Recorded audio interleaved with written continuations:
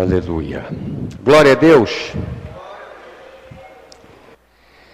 E então nós vamos falar nesta manhã, meditando em Efésios capítulo 6, versículo 12, a respeito dos caminhos da igreja, das lutas da igreja na face da terra. E para a gente fazer contexto, eu quero ler a partir do versículo 10. Paulo está falando aos Efésios e ele começa trazendo algumas coisas em termos de desobediência, problemas que há na igreja, como sempre há. E ele então inicia no versículo 10 assim: no demais, irmãos meus, fortalecei-vos no Senhor e na força do seu poder.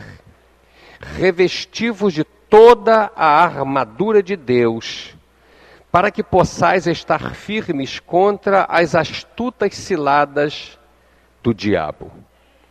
E o versículo 12 ele diz: porque não temos que lutar contra carne e sangue, mas sim contra os principados, contra as potestades, contra os príncipes das trevas deste século, contra as hostes espirituais da maldade nos lugares celestiais. Esse texto de Efésios é um texto inquietante, porque ele vai dizer aqui o seguinte, que a nossa luta não é contra carne e sangue. E o que acontece é que o diabo usa pessoas, o diabo usa seres, e nós somos enganados a lutar contra pessoas. Ele cria um problema que a fonte é ele, que é ele que está no comando, mas que aí eu vou lutar contra o outro. Ele cria um problema entre mim e o Jairo, mas a fonte é ele, mas eu vou brigar com o Jairo vai brigar comigo. Eu vou brigar com a pastora vai brigar comigo. Ele está dizendo, a nossa luta não é contra carne e sangue, é tirar o foco. É como acontecem quando existem os crimes para tirar o foco. Eles fazem alguma coisa, criam uma situação para tirar o foco, porque eles não querem abordar aquele assunto. E ele diz que a nossa luta é contra principados. Aqui o termo grego é arquê, são demônios de altíssima patente. Arquê significa o que está no princípio, o que está no comando, é o que domina sobre anjos. Você tem a palavra arcebispo, vem de arquê, ou arquebispo. Arcângelos, ou arcanjo, é o que domina sobre as hostes espirituais. Depois ele fala das potestades, que o termo é exousia, e aponta para demônios que têm autoridade, e autoridade dada. Nós, seres humanos, damos autoridade aos demônios pelos nossos atos. E eles têm grandes autoridades. Depois ele fala contra os príncipes das trevas desse século. E ali a palavra é cosmocrátoras. Cosmos é mundo e krator é poder. E poder de um reino. Então são poderes do mundo. E ele diz, não é contra as pessoas, é contra esses poderes do mundo que influenciam em festas típicas, em todo tipo de coisa. E no final ele fala das hostes espirituais, da maldade nos lugares celestiais, que o termo é pneumaticar, e isso aponta para crimes, assaltos, mortes, são demônios da maldade, tráfico por aí fora. E ele está dizendo o seguinte, esses demônios, esses seres trabalham contra a igreja de Deus, porque se existe uma coisa que o diabo não quer, é que a igreja do Senhor Jesus permaneça.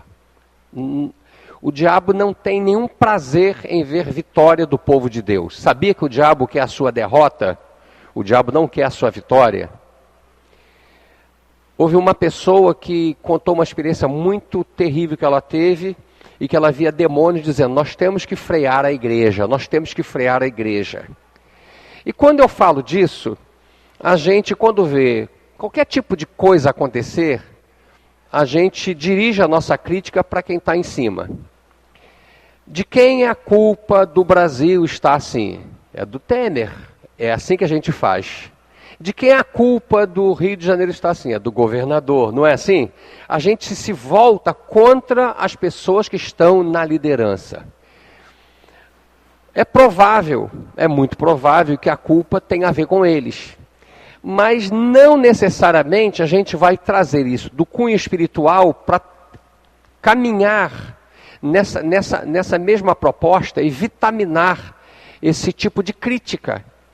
Então eu queria abordar alguns temas aqui, alguns assuntos, que falam de pessoas extraordinárias que tiveram problemas. E a primeira pessoa que teve problema sério foi Deus. Deus estava no céu que ele criou, dominando anjos que ele criou. E você sabe que o Salmo 33 diz que ele cria anjos pelo assopro da sua boca. Dentro da organização celestial, ele criou seres celestiais. Sabe-se se aos bilhões, sabe-se se aos trilhões, aos quatrilhões. Nós somos muito limitados, nós vamos até os milhões. Sabe-se aos quintilhões, sextilhões, setilhões, oitilhões, nonalhões, ninguém sabe. Deus é um Deus extraordinariamente grande. Quantos seres havia no céu? Provavelmente, sei lá, trilhões, quatrilhões, muitas coisas. E ele colocou uma escala de valores e deu autoridade a essas pessoas. Deus é tão bom que ele deu autoridade aos anjos. E dentre essas pessoas ele colocou querubins.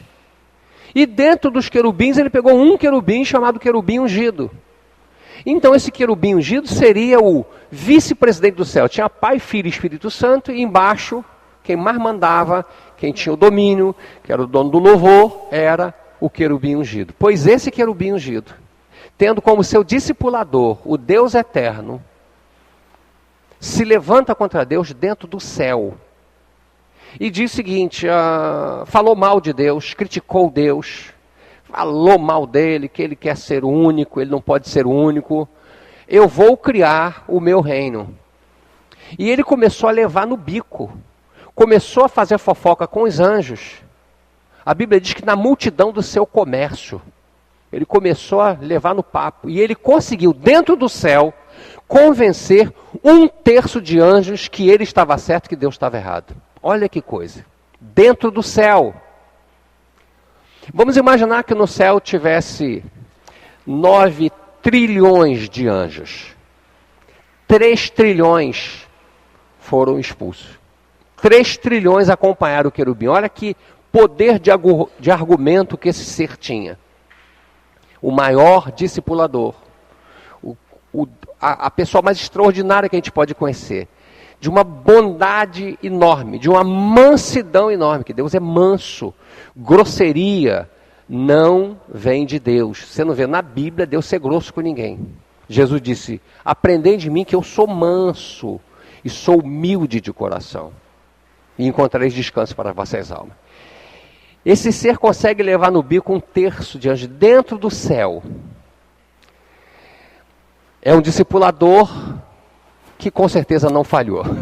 Amém, igreja? Depois, esse discipulador sai do âmbito celestial e vai discipular uma pessoa chamada Adão. Dentro do jardim do Éden, onde não havia pecado, onde não havia problema. Aí Deus vai discipular Adão. Você quer melhor discipulador do que Adão? Do que Deus? Ele discipula Adão. A Bíblia diz que ele na viração do dia vinha conversar com Adão. Ele não ficava o tempo inteiro com Adão, porque o discipulador não precisa ficar, não deve ficar com o discipulado.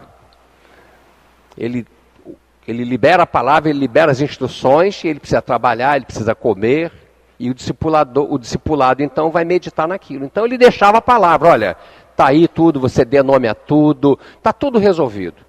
Só não coma daquela árvore ali. E Deus vinha na viração do dia, e você conhece a história.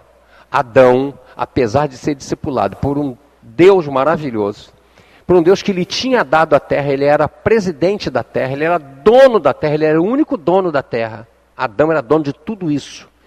Adão era dono do Rio de Janeiro. Adão era dono de Recife, de São Paulo, dos Estados Unidos, da África, da Ásia. Ele era dono de tudo. Apesar de toda essa bondade, Adão peca contra Deus. E então é expulso do jardim. Aí surge uma terceira pessoa que é Adão. Agora, com a experiência de que não vale a pena desobedecer a Deus, ele tem então 2 filhos, Caim e Abel. Você imagina Adão conversando com a Caim e com Abel? Olha, queridos, vamos andar direito com Deus, vamos ser reto com Deus, porque eu pequei, eu comi da árvore, eu desobedeci, eu podia comer de 1 bilhão de árvores, de 1 trilhão de árvores, eu podia fazer qualquer coisa, ele me deu total liberdade, ele só me deu uma coisa só para eu não comer, e eu comi daquela árvore. Eu imagino Adão aconselhando, discipulando Caim e Abel, e você conhece a história, Caim matou Abel. Será que Adão era um bom discipulador? Com certeza, porque era de uma inteligência pouco visto na terra. A outra pessoa que nós abordamos aqui é Noé. Dentro de uma sociedade absolutamente pecadora, onde a Bíblia diz que os homens eram maus, Deus resolve destruir a terra através do dilúvio. Ele olhou e viu um homem que era justo, Noé. Dentro de uma sociedade, dentro de uma igreja, em que todo mundo diz glória a Deus, aleluia, é fácil você encontrar a pessoa. Mas dentro de um lugar onde tudo que é feito é errado, onde a sociedade é terrível, onde o pecado graça à sociedade, encontrar uma pessoa que se posiciona, essa pessoa tem valor. Sim ou não, igreja? Total valor. E Deus encontrou em Noé e disse: eu vou destruir a terra pelo dilúvio, constrói uma arca. E ele passou 120 anos construindo a arca. Quem o ajudava na construção da arca?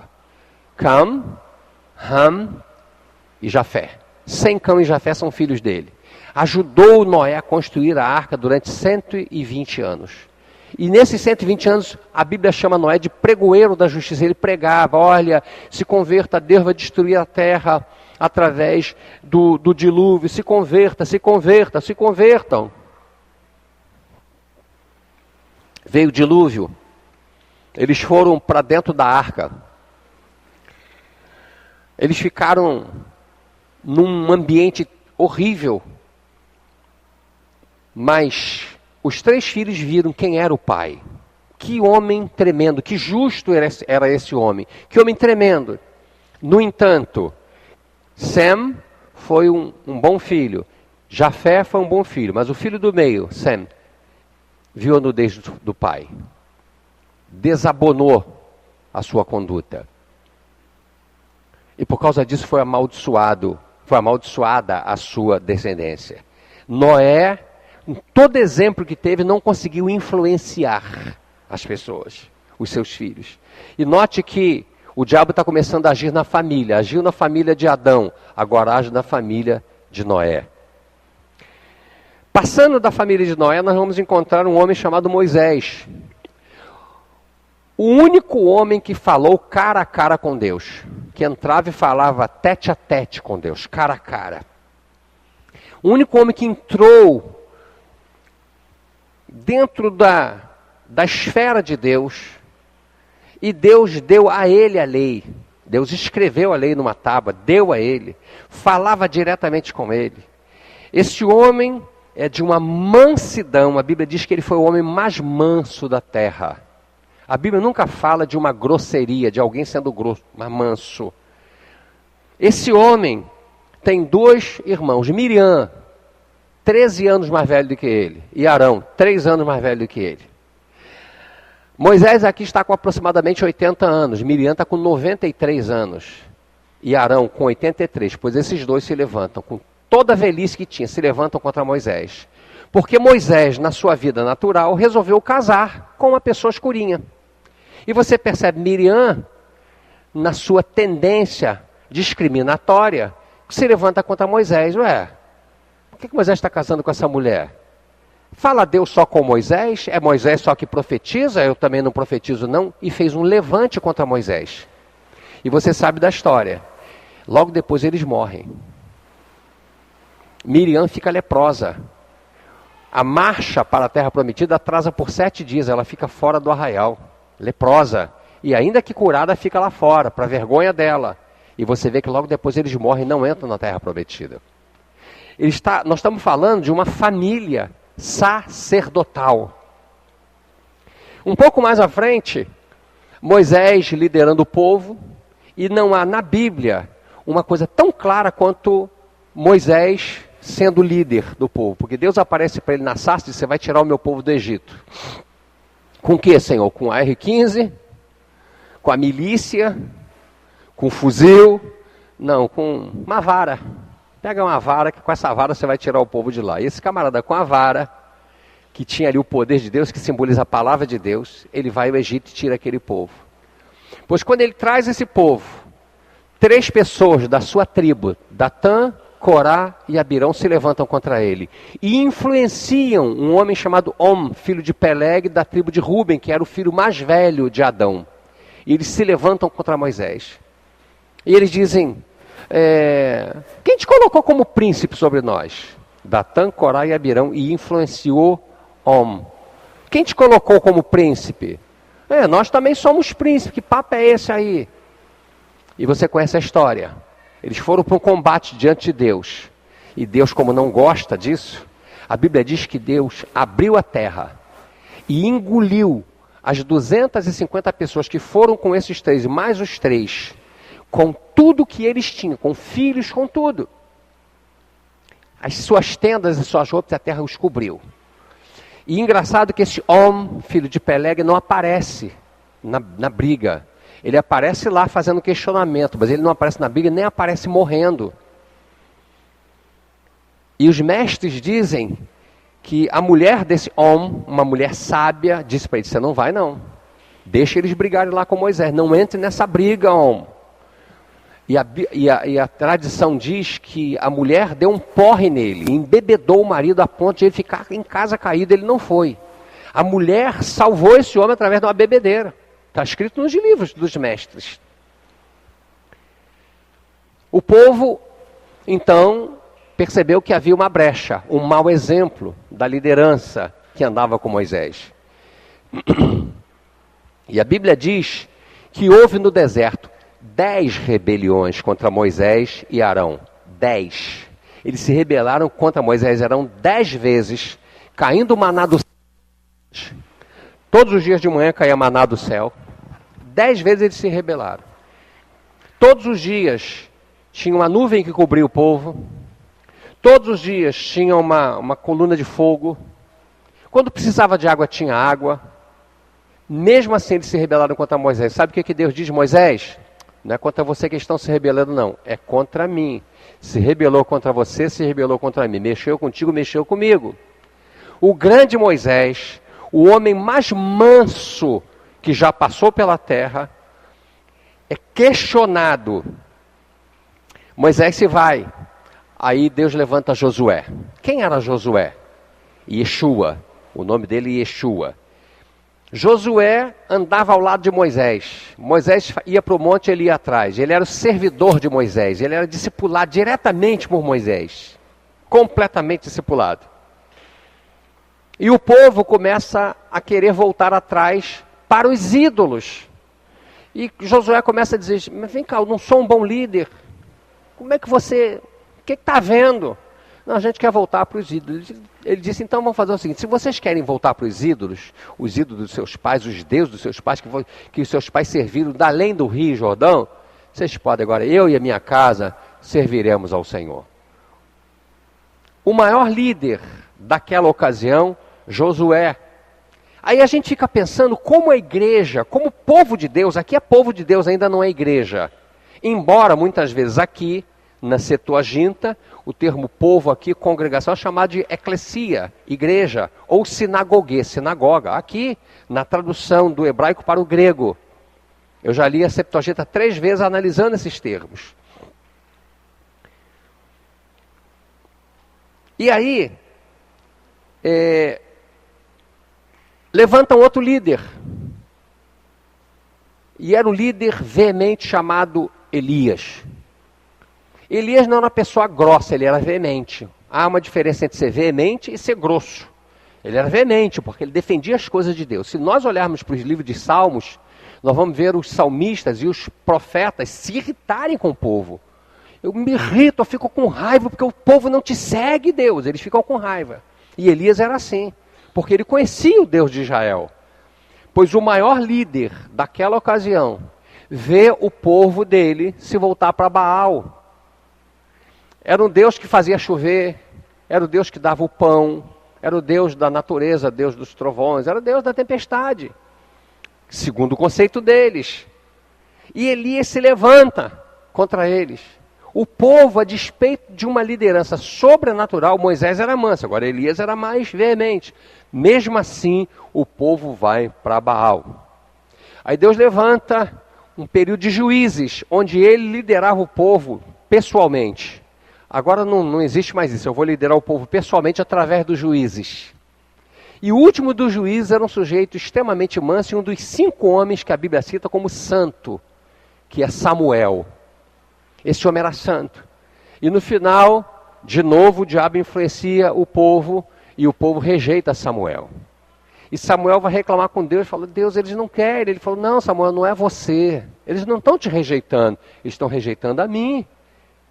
Lembra quando Jesus disse assim, olha, vai àquela cidade, de 2 em 2, não leve 2 túnicas. Quem vos ouve a vós, ouve a mim. E quem ouve a mim, ouve a meu Pai. Vocês são representantes meus.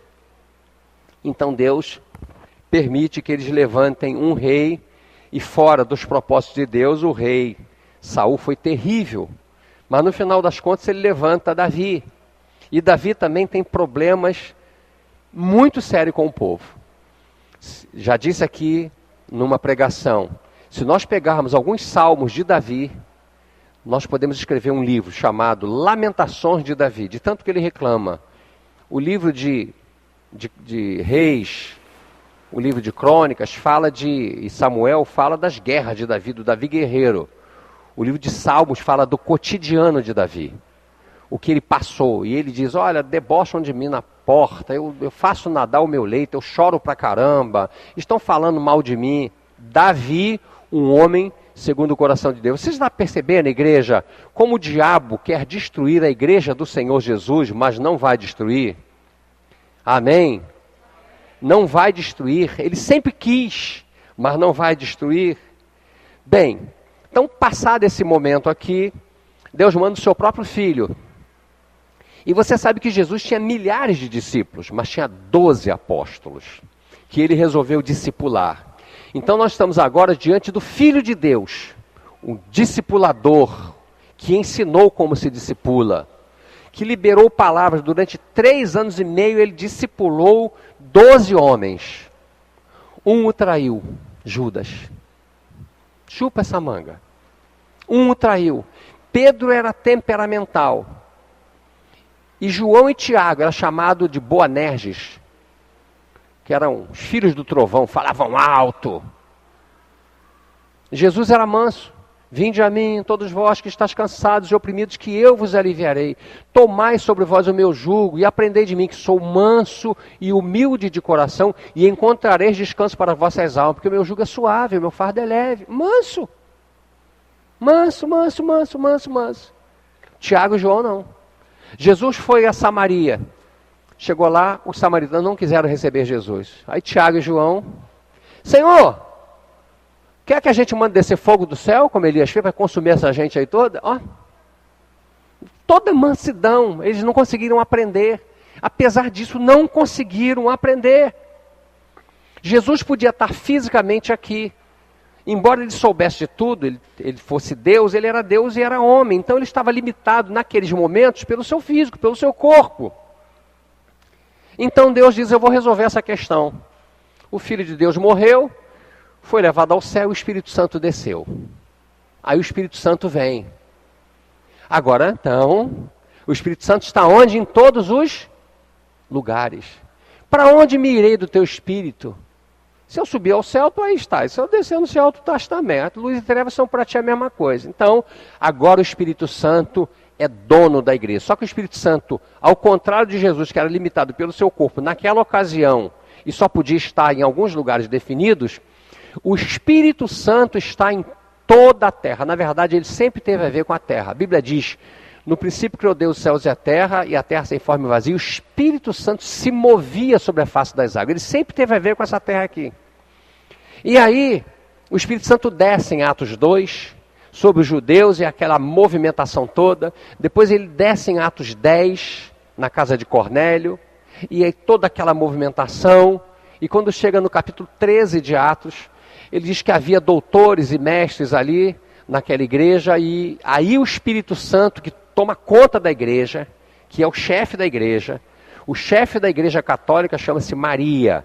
O chefe da igreja evangélica chama-se Espírito Santo. Ele é o chefe da igreja.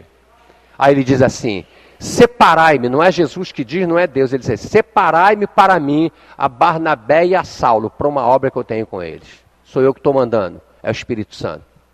Ele é o dono da igreja. Bom, então se o Espírito Santo é o dono da igreja, se ele está em todos os lugares, então acabaram os problemas da igreja, porque ele está em todos os lugares. A Bíblia diz que o Espírito Santo convence o mundo do pecado, da justiça e do juízo. Se ele convence o mundo, ele não pode convencer a nós, que somos seus filhos, não é? Então ele faz isso. E ele então começa a usar pessoas, e uma das pessoas mais importantes, o maior de todos do Novo Testamento, chama-se Paulo. Como nós já dissemos, Paulo era um sujeito pequenininho, baixinho. Segundo diz a tradição, não havia beleza nele, as pernas eram arcadas. Se é verdade, ele tinha 1,17 m, ele era baixinho. E ele tinha umas cartas veementes, ele pregava. E lá em 2 Coríntios 10:10, a Bíblia diz uma coisa interessante, como ele era perseguido, e diz assim: porque as suas cartas, dizem, ele está reclamando, são graves e fortes, mas a presença do corpo é fraca e a palavra desprezível. Eles estão falando de Paulo. Está dizendo, a presença dele, o corpo fraco. Eu estava imaginando um cara maior, um cara bonitão, mas aí ele, esse baixinho aí, não tem nada não. E outra coisa, não sabe pregar direito não, a palavra dele é desprezível, porque Paulo não pregava bem. Quem pregava bem era Apolo, Pedro pregava bem, Paulo não pregava. Paulo ensinava bem, Paulo discipulava bem, Paulo escrevia bem, mas pregar ele não sabia pregar direito. Tanto que o Eudes caiu, dormiu na pregação de Paulo, é o que transparece. E falam dele. E aí a gente começa a ver, e isso aqui eu peguei até da internet, isso que eu vou ministrar aqui agora, algumas coisas interessantes. Primeira coisa, a gente então vai analisar a igreja de Corinto. A Bíblia diz que a igreja de Corinto tinha todos os dons. Vós tendes todos os dons. Você já imaginou quantos dons? As pessoas dizem assim, os 9 dons. Não existe 9 dons, vamos combinar? O Espírito Santo não é limitado a 9 dons. Pode ser 9 milhões, 9 bilhões. Dons. E Paulo diz, vós tendes todos os dons. Provavelmente até se referindo àqueles dons que ele tinha citado. Mas Paulo chama essa igreja de igreja carnal. E algumas coisas acontecem em Corinto, na igreja de Corinto. Sabe o que tinha na igreja de Corinto? Grupinho. Isso aqui é uma denúncia do céu. É Deus denunciando isso, grupinho. Se você que está me ouvindo, aqui ou através da internet, participa de grupinho, saiba que você está na contramão de Deus. Deus detesta grupinho, tanto que ele denuncia isso daqui, uma denúncia do céu. Grupinho. Um grupinho para lá, um grupinho para cá. Isso é falado em 1 Coríntios 1:12 e 1 Coríntios 3:3. Grupinhos que divide, que fragmenta, que enfraquece, que não serve para nada, a não ser para favorecer a obra do diabo. Grupinho. Apesar de o Espírito Santo agora ser o discipulador. É ele que está no comando. Sabe o que havia também na igreja de Corinto? Briga na justiça. Olha que coisa interessante. Um irmão botava o outro na justiça. E Paulo denunciou isso. Que papo é esse aí, rapaz? Que negócio é esse? Botou o irmão na justiça. Brigou um com o outro lá para te botar na justiça. Ia lá, ajuizavam a ação. Pô, na justiça. E Paulo denuncia isso. Quem denuncia isso? O céu. É o céu denunciando isso. Que negócio é esse? Vocês são filhos do Deus Altíssimo, agora está botando um ou outro na justiça para prejudicar a vida do outro, que não pode resolver. Será que não dá para sentar os dois? São irmãos. Briga na justiça. Sabe o que também? Isso é uma denúncia do céu. Será que existe isso ainda hoje? Existe. Eu conheci casos desses, de colocarem na justiça. Colocar na justiça. Denúncia do céu. Sabe o que também havia em Corinto? A igreja que tinha todos os dons, fornicação. Pecado sexual dentro da instituição, dentro da igreja de Corinto. E o céu denuncia isso. Se alguém vive em fornicação, o céu está denunciando. Está denunciando. Eu tenho muita preocupação não comigo,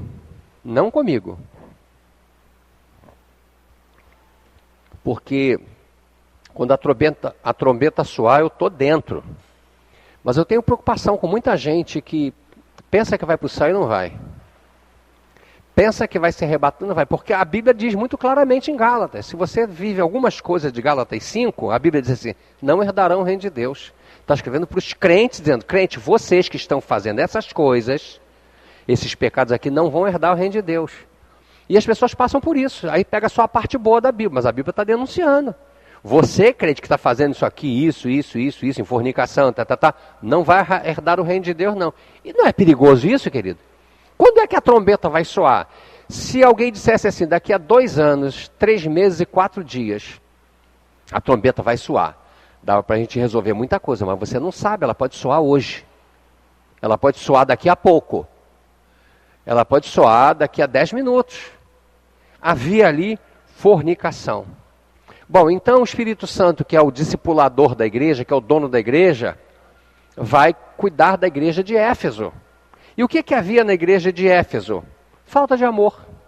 As pessoas não tinham amor uma para com as outras. A Bíblia diz que o amor encobre multidão de pecados. Querido, por amor você faz qualquer negócio. É ou não é amor? É?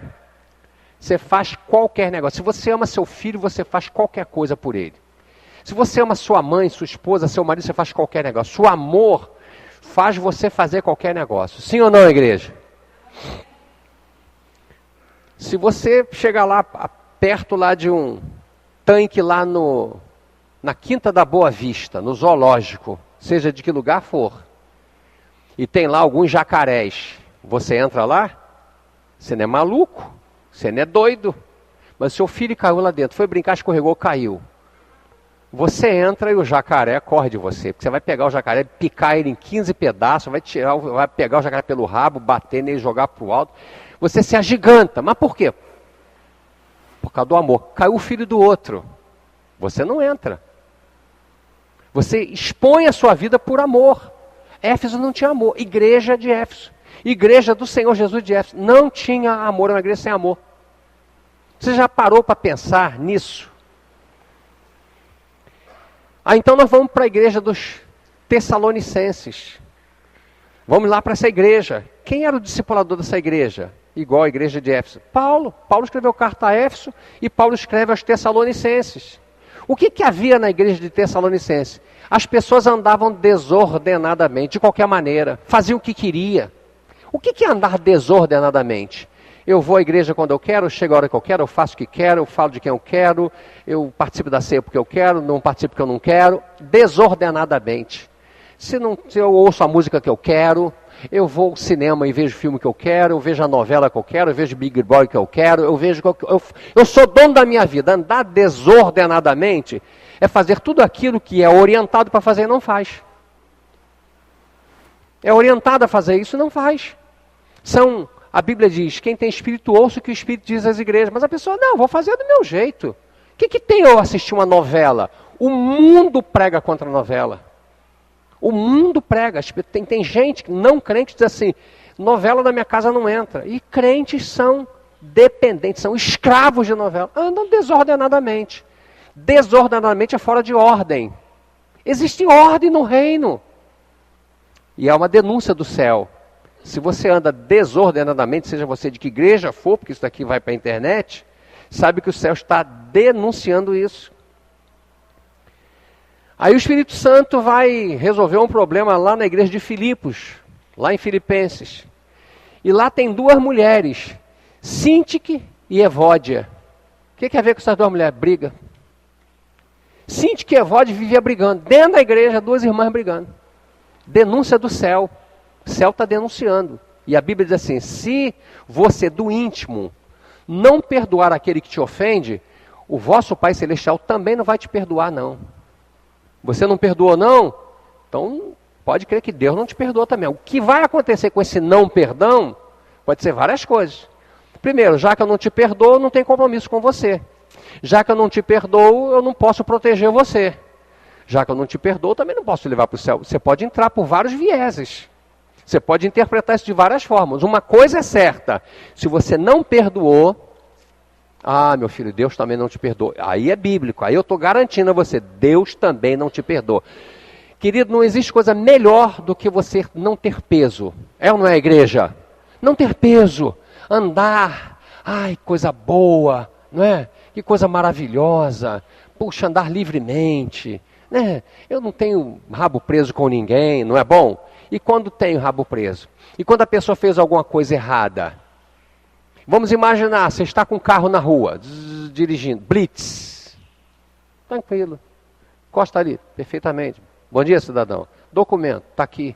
Documento, está aqui. Boa noite, cidadão. Boa viagem, obrigado. Mas aí você está com algum problema, não fez a vistoria do carro. Olha o peso. Tomara que o cara não me veja, Senhor, aí me cobre com teu sangue. Cobre teu sangue o quê, rapaz? Senhor, me esconde embaixo das tuas asas. Como esconder debaixo das tuas asas? Até está errado, rapaz. O peso cria um problema.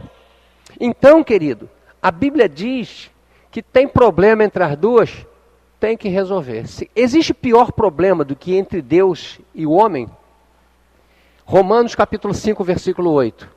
Porque Deus prova o seu amor para conosco, em que Cristo morreu por nós, sendo nós ainda pecadores. Não morreu por nós sendo bonzinho, não. Jesus não morreu pela igreja que foi criada, não. Ele morreu pelo mundo. Porque Deus amou o mundo de tal maneira, o mundo, que deu seu Filho unigênito. E as pessoas ficam de brigas e não querem perdoar. Se A não quer perdoar B, é um problema de A. Se B não quer perdoar A, é problema de B. Mas uma coisa é certa, isso aqui é uma denúncia do céu. Sintique e Evódia, está assim de Sínquites e Evódias na igreja de Deus. Aí o Espírito Santo vai para a igreja de Colossos. Olha quantas igrejas nós estamos mencionando aqui. O que havia na igreja de Colossos? Heresia. Pessoas pregando heresia. Querido, se você abrir o YouTube e pegar pregações lá, você vai ver tanta heresia, mas tanta coisa, tanta heresia, tanta coisa que não é bíblica, tanta coisa que é contra o reino, que chega a impressionar. Tem coisa muito boa. Tem pregadores excelentes, excepcionais, maravilhosos, ensinos muito bons. Por isso que Paulo diz, examinai tudo e retende o que é bom. Heresias, pessoas heréticas que fazem ou pregam coisas que não estão em conformidade com a palavra de Deus.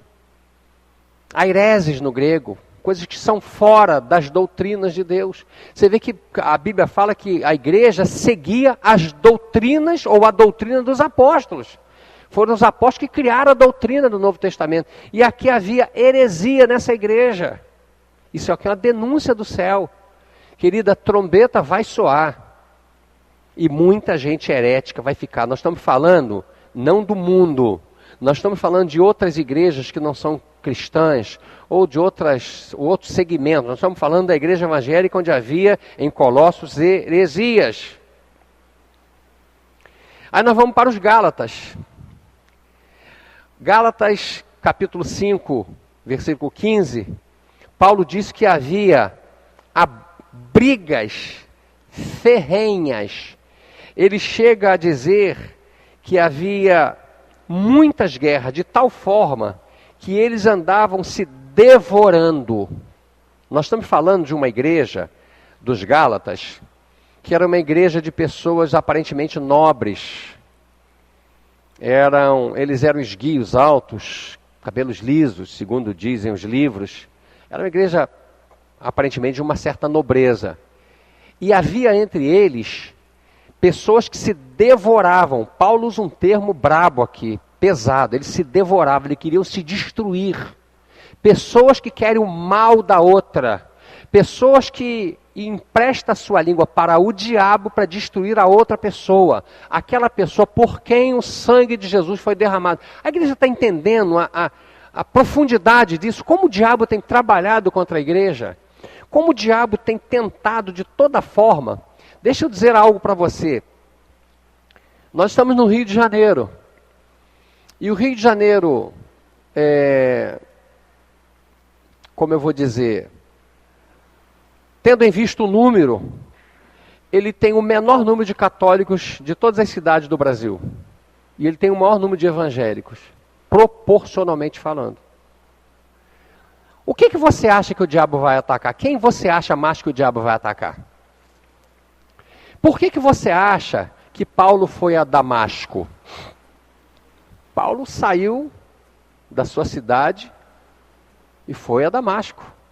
Foi lá para trazer presas pessoas, judeus que estavam lá. A história diz que Damasco era cheia de crentes, cheia de células, havia igrejas em todas as casas em Damasco.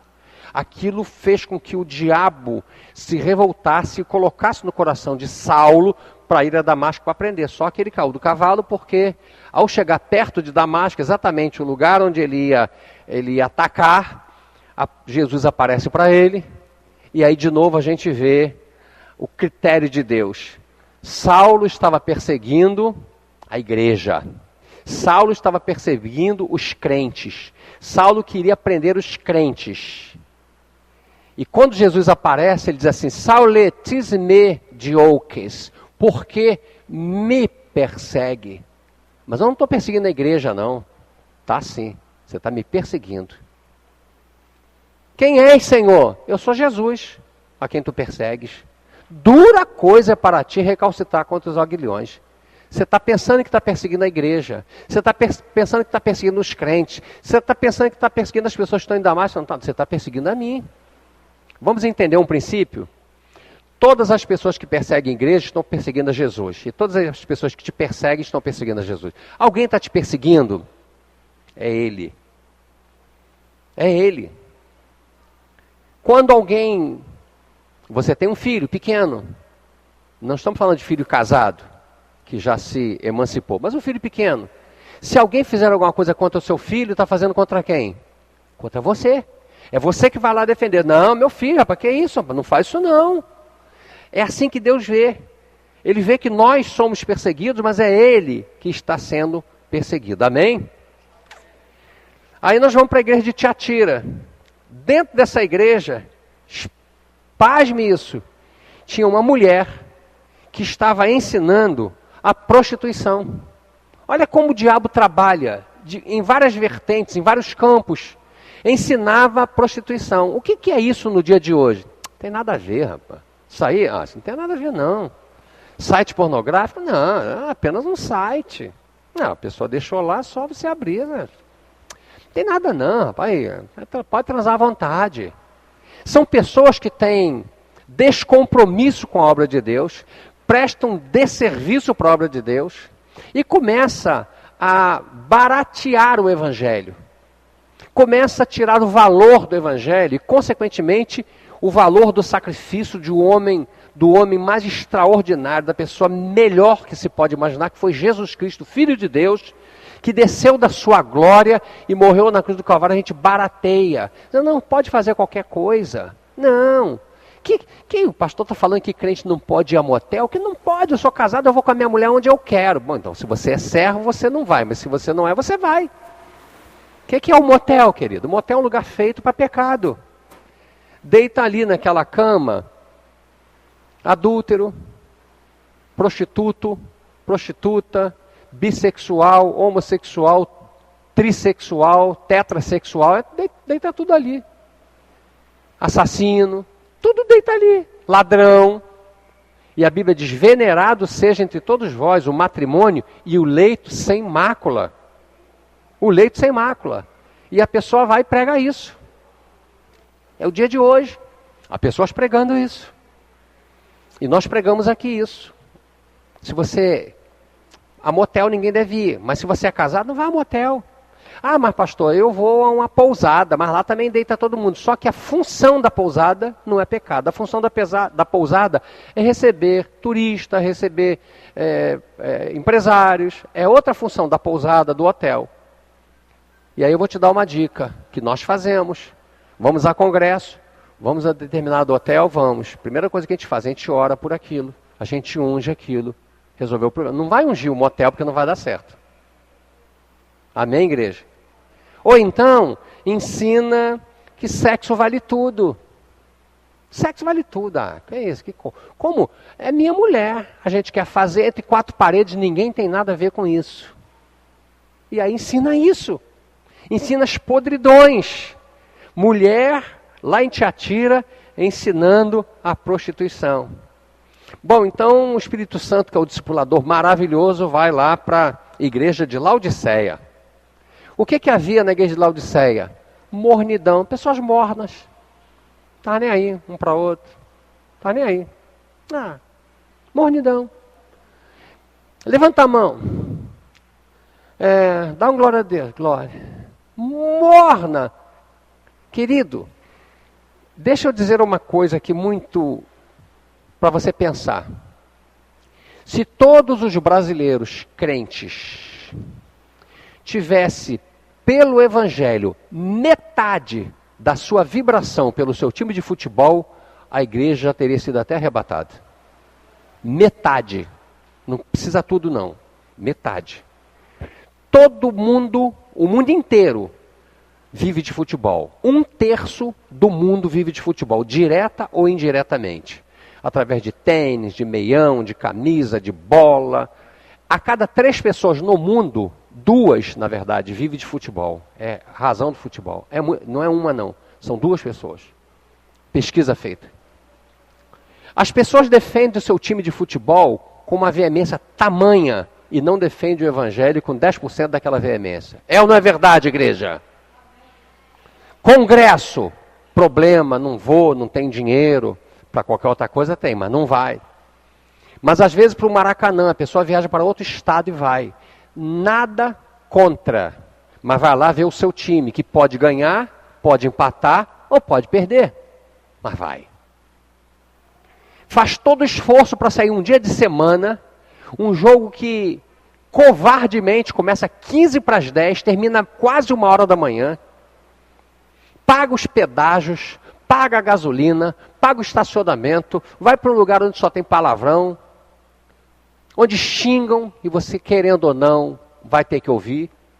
Lá tem que comer e tem que voltar para ir dormir 3h da manhã e no dia seguinte, se o time ganhou, acordar alegre. Se perdeu, acordar mais triste ainda, porque tudo aquilo não valeu a pena. A sua presença lá não alterou o resultado. E eu acho que Deus, numa hora dessa, diz assim, você vai lá, mas você pode ver da sua casa. Mas por que tem que ir lá? Porque quer ir, quer estar presente. Não é assim, querido. Se tivesse metade da veemência, pessoas que botam no seu carro escudo, Flamengo, Vasco, Botafogo, Corinthians, bota lá o escudo, mas não bota um versículo bíblico. Que anda com a camisa, para dizer eu sou fulano, mas não anda com a Bíblia.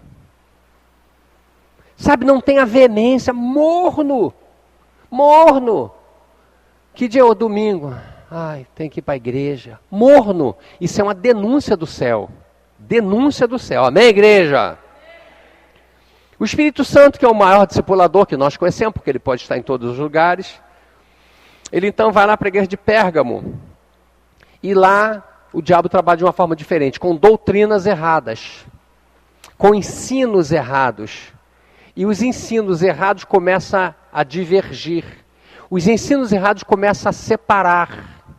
Se todo mundo pensa de um jeito, todo mundo vai para aquele jeito. Por que você acha que em uma eleição presidencial, você vê lá, o João tem 25% de intenção de votos, o Alfredo tem 20%, e o Joaquim Ramos tem 17%.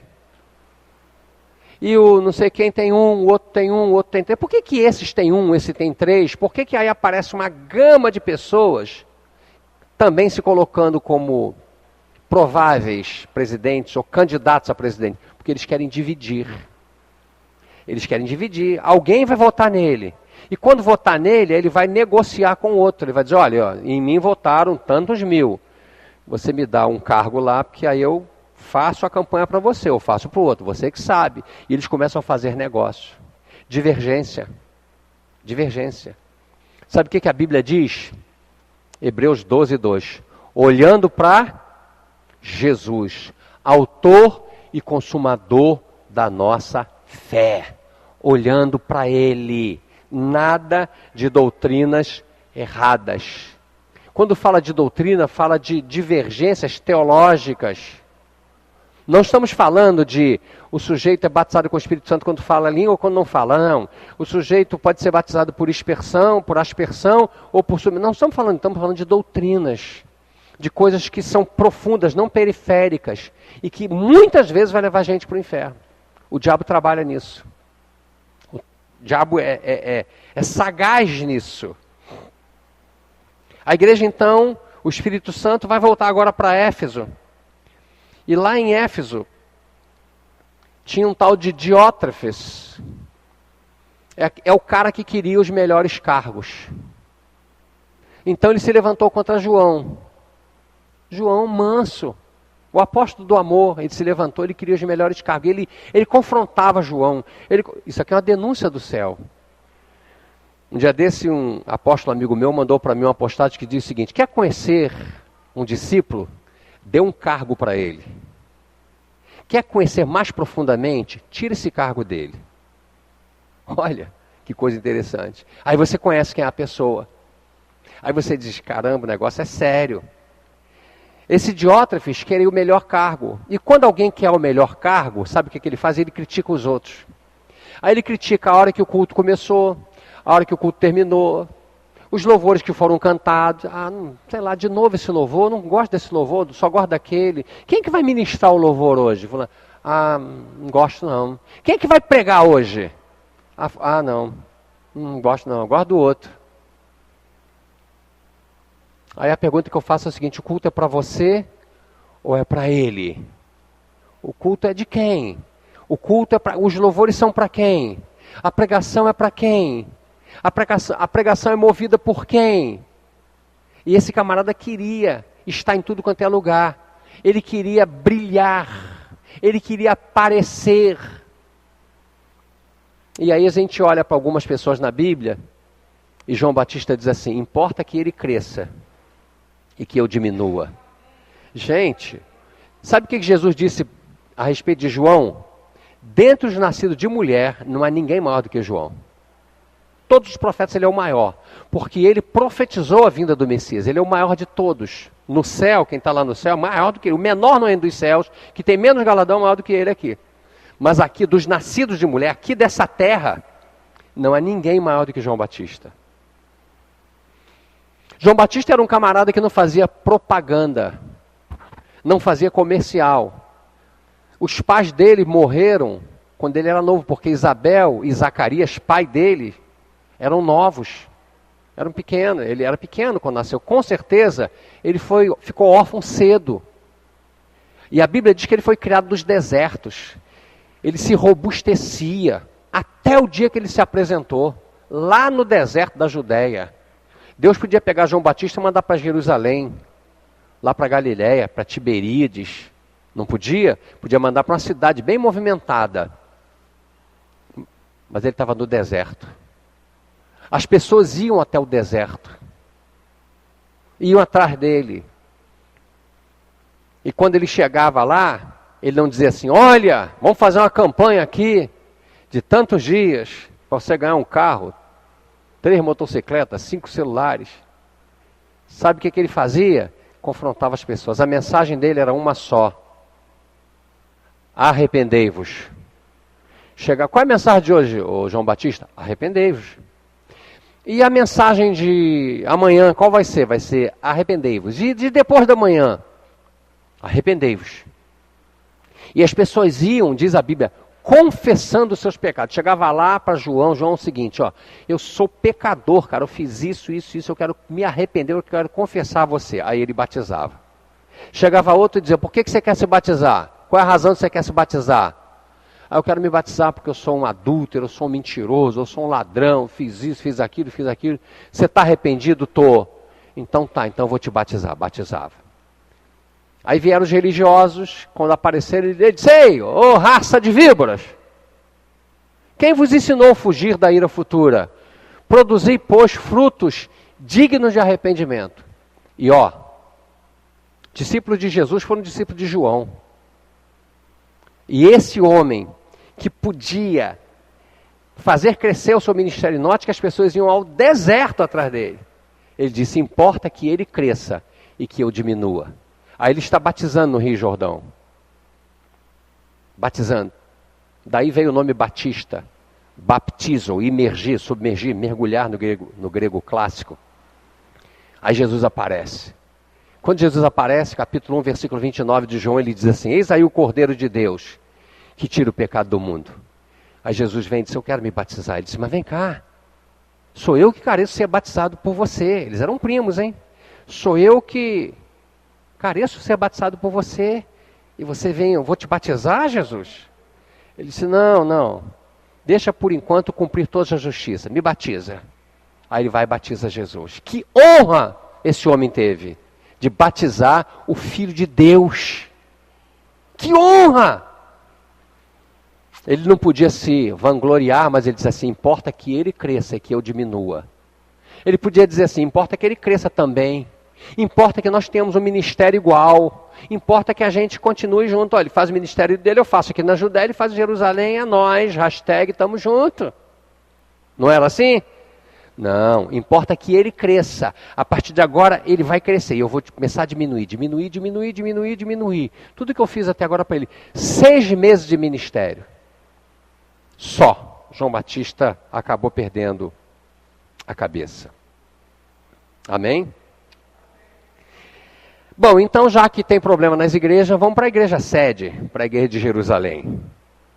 Aí vai para a igreja de Jerusalém, Atos capítulo 6, versículo 1, diz que ali havia preconceito.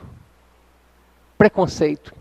Nós normalmente falamos de preconceito de pessoas que são de uma casta maior para uma casta menor. Eu não me dou com essa gente, eu não sou dessa gentinha. Mas o inverso também é verdadeiro, você sabia disso? As pessoas pobres têm preconceito contra pessoas ricas. Preconceito. Isso dentro da igreja, meu filho. Ah, lá vai o riquinho ali, o riquinho. Porque a pessoa se veste bem. Em vez de dizer, poxa, glória a Deus, que Deus abençoou. Não.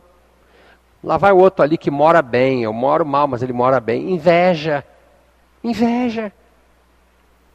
Preconceito, pessoas preconceituosas. Tem preconceito com relação ao dom do outro. Tem preconceito quanto ao posicionamento do outro. Tem preconceito se alguém se gruda muito com o pastor, é puxar saco do pastor. Preconceito. Preconceito. Em vez de se juntar também. Você imagina quantas críticas João não deve ter tido, porque João era o mais próximo de Jesus. Quanta crítica Jesus não deve ter sofrido, porque João era um garoto. Era um menino quando Jesus o chamou de apóstolo. João deitava a cabeça no peito de Jesus. Você imagina um homem barbado deitando a cabeça no peito de Jesus? Não rolava muito bem, né? João era um garoto, ele se deitava no colo de Jesus, uma criança, cara. E Jesus disse, você é um apóstolo. Você imagina quanta crítica? Quantas coisas? Você imagina quanta crítica Eliseu não sofreu porque ele deitava água na mão de Elias. Aí, ô, puxa saco de Elias. Ô, puxa saco de Elias. Você está puxando saco mesmo, né? As pessoas têm esse hábito. Olha o que diz aqui, Pedro, capítulo 4, versículo 14, diz assim, se pelo nome de Cristo sois vituperados, bem-aventurados sois, porque sobre vós repousa o Espírito da glória de Deus. Se você é muito vituperado, muito criticado, é porque tem alguma coisa que brilha muito sobre a sua vida e que o reino das trevas vê e ele então te persegue. E em Pedro, capítulo 3, versículo 16, ele diz assim, tendo uma boa consciência para que, naquilo em que falam mal de vós, como de malfeitores, fiquem confundidos os que blasfemam do vosso bom procedimento em Cristo. Sabe o que Pedro está dizendo? O importante é a sua consciência para com Deus. Isso é que importa. Pode falar de você o que quiser. Qual é a sua consciência para com Deus? Você está bem com Deus? Deixa eu falar. Não há na história nenhum líder, nenhuma pessoa, nenhuma igreja que não tenha sido questionada. Uma igreja, um ministério, uma instituição que não tenha sido atacada. Não há em tempo algum Todo mundo passou por essa experiência. Amém? Aí nós dissemos, poxa, então existe preconceito em Jerusalém, mas existe alguma coisa a mais? A Bíblia diz que havia crente de duas caras em Jerusalém. Você conhece crente de duas caras? Pai do Senhor, irmã. Olha a cara dela. Crente de duas caras. Ó, tamo junto, hein? Junto você lá e eu cá. Junto eu contra você. Você já viu isso? Crente de duas caras. Crente que prega uma coisa e vive outra. Que diz uma coisa e vive outra. Crente que não é o que ele é. Querido, ou você é, ou você não é. Crente, a Bíblia diz assim, a palavra do crente tem que ser sim, sim. O que passa disso é o quê? Crente de duas caras. Eu fico impressionado com isso. O que passa disso, do sim, sim e do não, não, é procedência maligna. A pessoa de duas caras está sendo influenciada pelo capeta. Isso é uma denúncia do céu. O céu denunciando. Não adianta a gente procurar passar uma coisa. Eu procuro ser o que eu sou. Você sabe como eu sou. Eu sou irritante às vezes. Tem gente que manda soquinho para mim. Um monte de soquinho no Zap Zap. Eu não gosto de desorganização. Eu não gosto de desorganização nos cultos. Eu não gosto. Não gosto. Eu não gosto de egoísmo. Me irrita. Tem hora que eu sou assim. Quem quiser que me compre. Não adianta eu dizer assim, no trânsito sou a pessoa mais equilibrada. Não, se eu vejo uma pessoa parar embaixo do ponto de ônibus, eu fico irritado, eu acabo falando. Ainda bem que eu tenho alguém do meu lado que bate no peito e vai. Eu me irrito. O cara parou, porque é um sinal, o cara não respeita ninguém, eu fico irritado. Então você me conhece, sabe que eu sou assim. Em contrapartida, eu vou rir com você que eu sou uma pessoa naturalmente alegre. Eu sou alegre. Sou casado com uma pessoa alegre, sou alegre. Aonde eu vou é alegria. Eu sou alegre, eu gosto de rir. Eu gosto de contar piada. Não conto piada suja, mas conto as minhas piadas. Eu conto a piada. Porque é isso, a Bíblia diz que Jesus era alegre. E alegria não é pecado, não. Existem no nosso meio evangélico pessoas que você vai ouvir a pregação, é uma palavra que vem e entra e penetra e você ri metade do culto. Vai ouvir o Cláudio Duarte. Vai ouvir o Cláudio Duarte. Ele, todo mundo ri. Não há uma mensagem dele que você não caia na gargalhada. É ou não é verdade? Mas vê como a espada entra, meu filho. Vê como ele nessa conversinha dele, ele vai tacando a espada. Então, o cara então não é sério. Não significa dizer que ele é sério, porque tem pessoas que passam a ideia de sério, não é. Não é verdade? Crente de duas caras em Jerusalém. Crente preconceituoso em Jerusalém. Por isso que o céu, todo mundo é do mesmo tamanho. O galardão é diferente, mas as pessoas estão do mesmo tamanho. Por isso que as minhas orações têm como uma base, que é a seguinte: Senhor, eu vou para o céu. Se eu chegar ao céu e o Senhor me disser, passa pela muralha e senta ali, você nem vai me ver, você só vai ouvir a minha voz, já está muito bom. É muito mais do que eu mereço. Você não tem galardão nenhum, glória ao teu nome. Mas para quem vai meu galardão? Para quem você quer que vá? Vá para o Cordeiro de Deus, que o Cordeiro receba. Eu já estou no céu, é muito mais do que eu mereço. Eu estou falando isso sinceramente. Estou falando diante do sangue do Cordeiro. Se ele me levar para o céu e disser, olha, você não tem galardão nenhum, você devia ter feito muito mais e não fez, mas eu vou te levar porque as minhas misericórdias são a causa de você não ser consumido, que as minhas misericórdias se renovam a cada manhã, eu tenho multidões das minhas misericórdias, você vai para o céu e você vai cuidar do jardim do céu, você nem vai me ver, vai só me ouvir, eu vou dizer, muito bom, Senhor, já é muito mais do que eu mereço, bilhões de vezes melhor do que eu mereço, milhões de vezes. O negócio é eu ir para o céu. E ele, por bondade, ainda vai me dar galardão. né? Durma com esse barulho. Então, diante desse quadro todo, a gente faz uma pergunta a nós mesmos nessa manhã. A qual igreja você pertence? A qual igreja eu pertenço? Qual igreja dessas aqui? De qual nós somos? Qual é o seu grupo? Pertence a algum grupo? E essas coisas aqui incomodam demais o coração de Deus. Não existe coisa pior para um pai, guardadas as devidas proporções, do que filhos que não se dão. Quem tem 2 filhos, 3, sabe disso. Você tem 2 filhos, e desde pequenininho, os pais, olha, dá um beijo no seu irmão, diga para o seu irmão que você ama, abraça seu irmão. E eles crescem numa comunhão muito grande, são amigos. Mas tem família que um irmão não gosta do outro. Simplesmente não gosta. Vive brigando, vive as turras. E isso para um pai deve ser a pior coisa do mundo. Que um filho não se dê com o outro. Que um filho vive brigando com o outro. Você imagina Deus. Se nós que somos maus temos essa visão, você imagina Deus olhando para a igreja dele, que ele comprou. E a Bíblia diz que Deus vai levar uma igreja sem mancha e nem ruga. Essa é a igreja que ele vai levar. Não é essa que você está colocando aqui, eu coloquei aqui não. Não são essas várias igrejas não. Ele vai levar uma igreja sem mancha e sem ruga. Mancha aponta para pecado. E ruga aponta para o tempo do pecado. Quanto tempo isso está ali? Quanto tempo esse problema está ali? Porque tudo isso que nós colocamos aqui é pecado.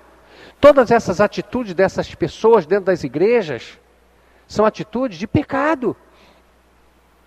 E a Bíblia diz que ele vai levar uma igreja, que ele quer uma igreja santa, irrepreensível. Que a igreja é dele. E ele quer a igreja que ele quer. Você não pode casar com quem... eu vou casar com aquela menina ali. Mas por quê? Porque a minha mãe quer que eu case. Vai se dar mal. Pô. Eu quero casar com aquele rapaz lá porque meu pai é que quer. Vai se dar mal. Pode até se dar bem. Você vai casar com quem? Com aquela moça ali, com aquele rapaz. Por quê?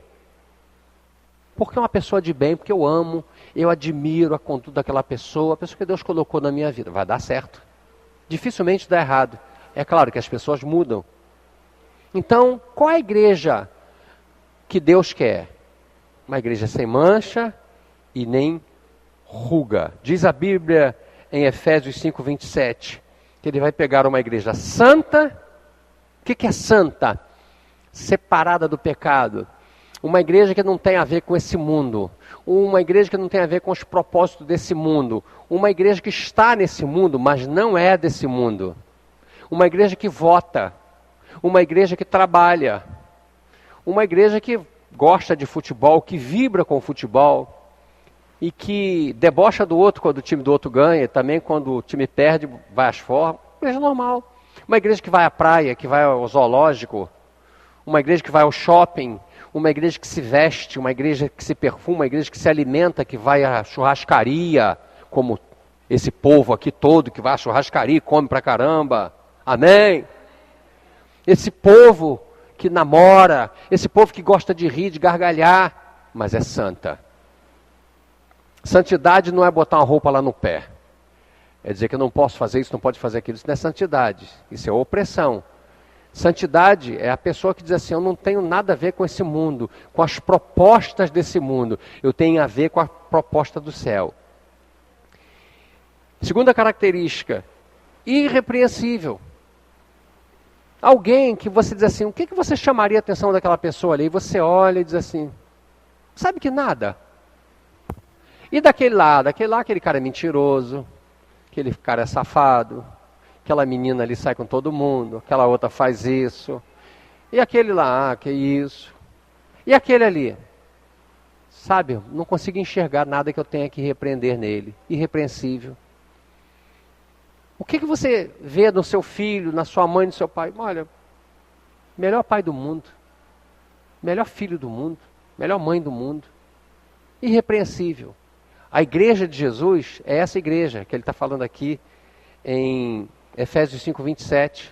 uma igreja que, além de santa, é irrepreensível, que não tem o que repreender, uma igreja que se volta para Ele em todo o tempo.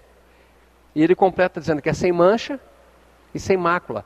Não quer dizer que a pessoa não peque, todos nós pecamos, mas são aqueles pecados que a pessoa sabe que é pecado, faz conscientemente. A Bíblia diz que se nós pecamos conscientemente, não resta sacrifício pelo pecado. Você fez sabendo.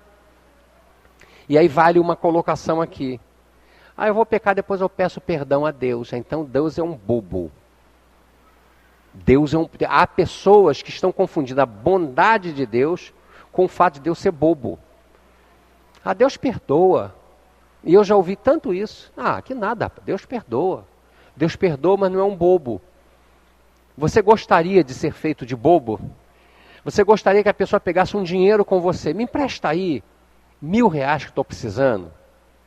Aí você empresta R$1.000 à pessoa. Eu estou precisando muito e tal. Aí dias depois você vê a pessoa no Maracanã. Pessoa diz, mas o cara estava precisando muito, agora está vivendo a vida assim. Que precisando muito é esse? A honestidade diz assim, me empresta R$1.000 aí que eu estou a fim de gastar, estou a fim de ir para o shopping, depois eu te pago. Tá, tudo bem. Passa um tempo, ele não te pagou os R$1.000. Me empresta mais 1.000 aí. Você vai dizer, rapaz, você está achando que eu sou bobo? Você sabe que há pessoas assim com Deus? Ou então a pessoa comete um deslize com você e chega, foi mal. Daqui a um pouquinho ela comete o mesmo deslize ou outros deslizes e você vai dizer, você está me fazendo de bobo. Queridos, há pessoas que acham que pode fazer Deus de bobo. Há um livro, há um memorial, diz a Bíblia, diante de Deus dos nossos atos. Está diante de Deus, tudo que nós fazemos está diante do Altíssimo Deus. Ele está ali olhando, tudo está anotado. A Bíblia diz lá em Apocalipse que abriram-se os livros e depois abriu o livro da vida. A diferença entre o livro da vida e os outros livros é que o livro da vida consta o teu nome escrito. Quando chegar lá no céu ele vai ler assim, Marineide, Jairo, Alzira, Joaquim Ramos, Karen Deberg, ele vai ler. Se o teu nome não está ali, você não está inscrito. Essa é a diferença. E os outros livros?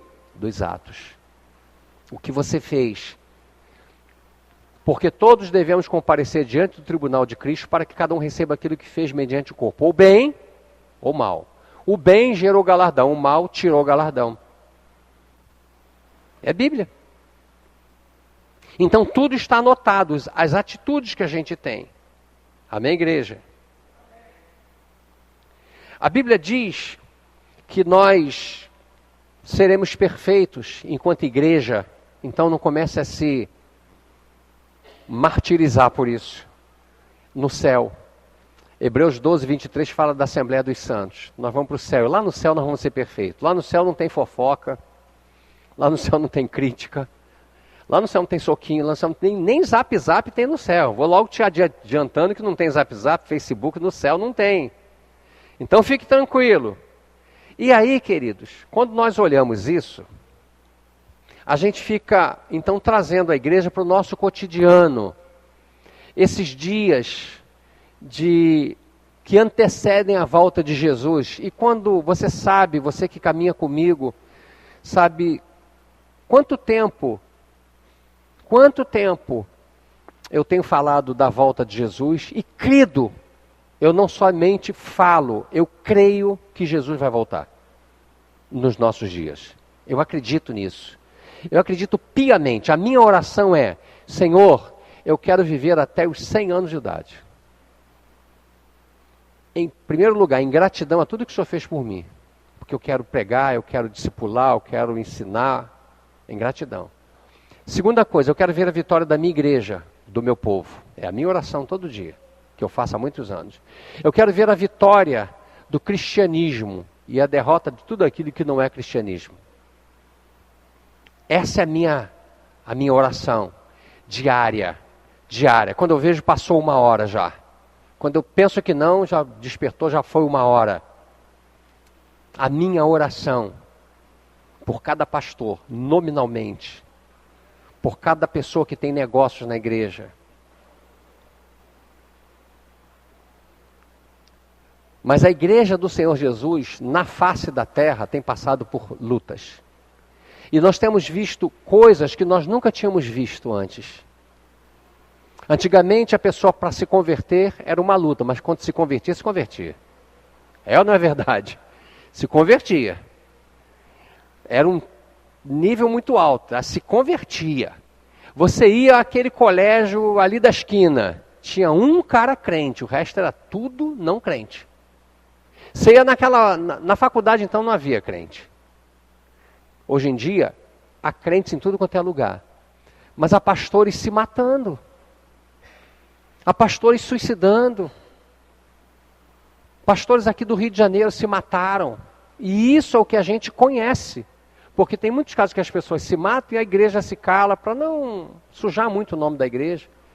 Mas há pessoas no Brasil inteiro, líderes se matando, suicidando.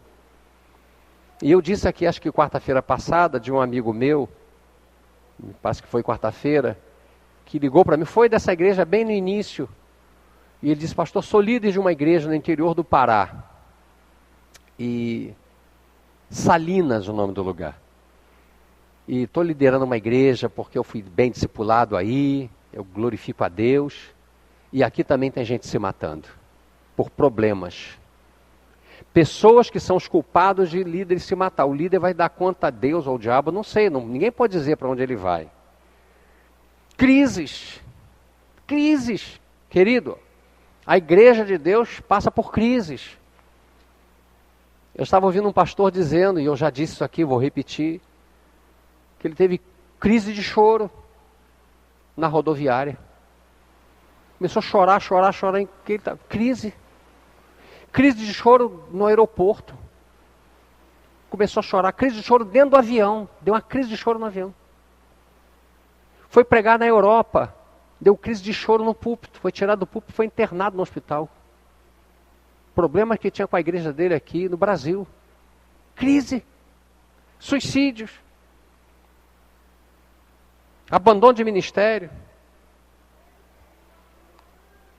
Às vezes quando eu recebo, pastor, estou precisando desabafar. E acham que eu sou uma fortaleza. Mas você não tem noção, gente.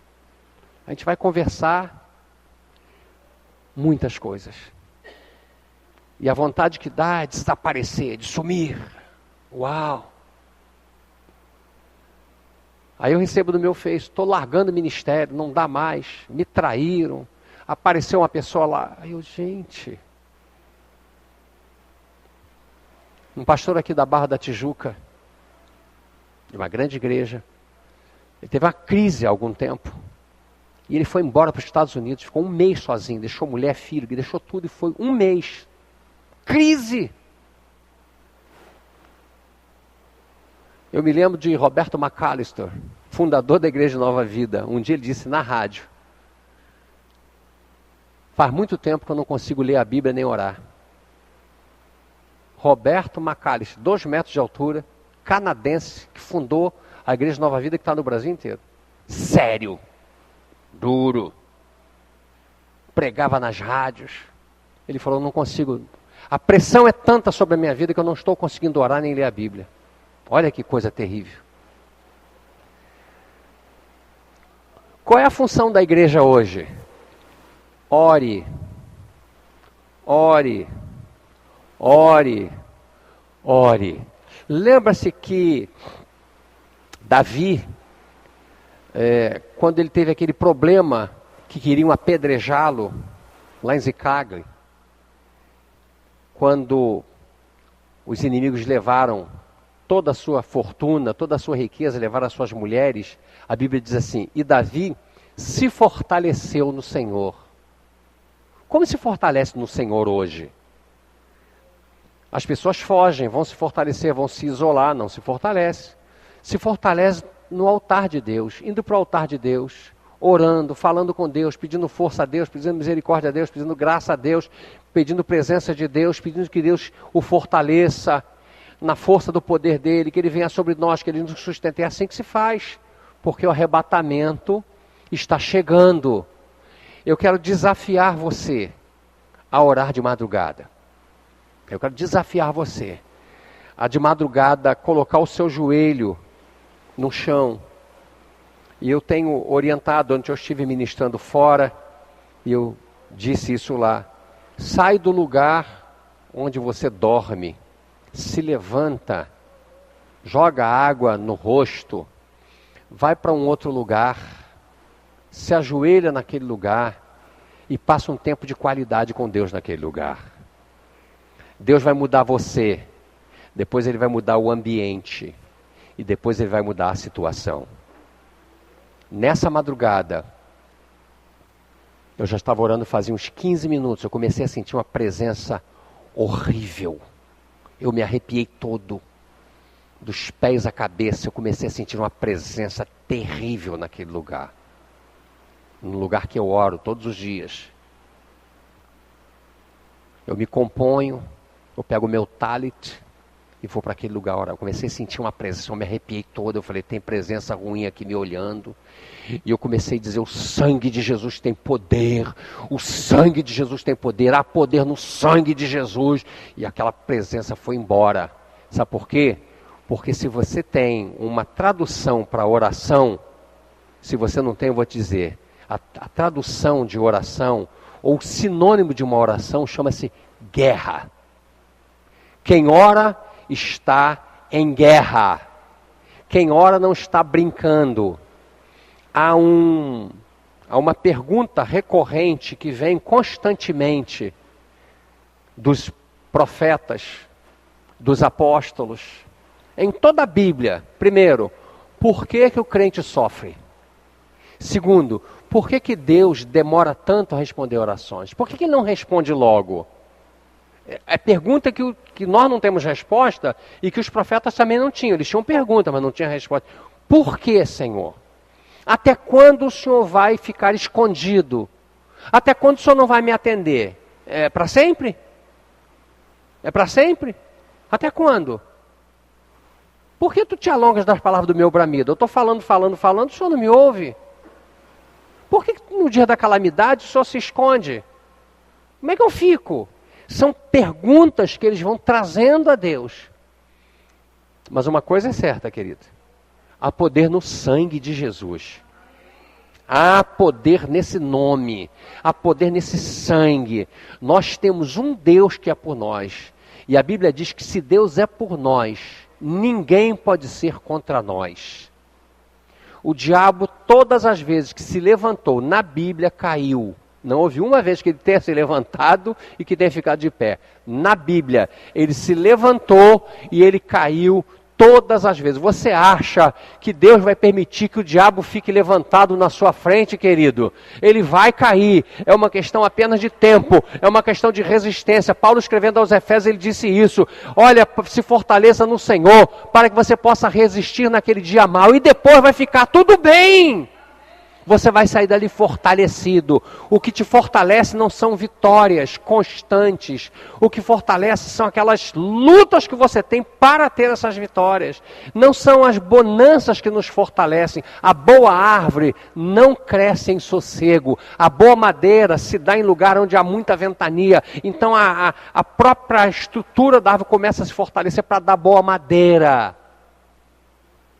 O bom marinheiro só se faz na tormenta. O lugar mais seguro de um navio é no porto. Mas não foi para isso que ele foi feito. Ele foi feito para o mar. E é lá no mar que se faz o bom marinheiro.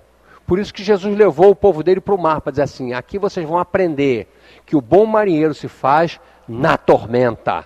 Amém, guerreiros? Nós somos guerreiros. Nós somos aquele povo que precisamos repetir muitas vezes o que o mundo diz. O mundo diz assim, eu sou brasileiro e não desisto. O mundo ensinando a gente, as pedras clamando. Quando nós devíamos dizer assim, nós somos crentes em Jesus Cristo, somos lavados, remidos, enxaguados no sangue dele. Nós não desistimos nunca. Amém? Que Deus te abençoe. Que Deus te fortaleça, que você seja um homem ou uma mulher de oração, de guerra, para vencer as guerras do Senhor. Amém? Deus te abençoe, em nome de Jesus.